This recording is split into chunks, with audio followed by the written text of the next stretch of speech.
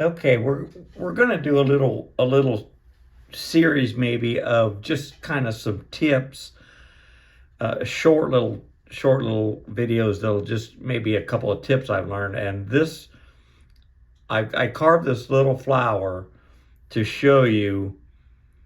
I'm gonna call this a couple ways to ruin a carving. um, one of the way things that I've found that you totally will do that you without accident is this little chisel. I use pretty small chisels and it's not very wide. If you start digging too deep, and see there I'm okay, but if I start getting too deep and overshoot the width of my chisel, there really didn't do it. But it'll immediately tear it out.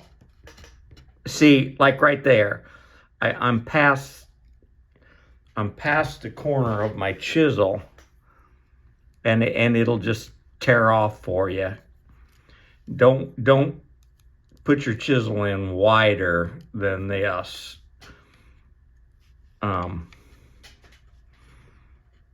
That is good. That is good. I don't have a good, but the second you get out wider, see, it'll tear it out. Just something to watch. And another one that I was watching some other carvers, and everybody has their own technique, but you'll see when I undercut one of these a little bit, just say I want to go a little bit deeper. I always come into this carving, you can see my carve strokes. I always come into it like this. And I'm going to turn this a little bit, but I'll have to get it back in the camera. I don't remember which one I was working on. If I go like this to get up close to that, especially with a little bit bigger chisel, it is easy for this corner here. If it gets under there at all, you'll tear it out.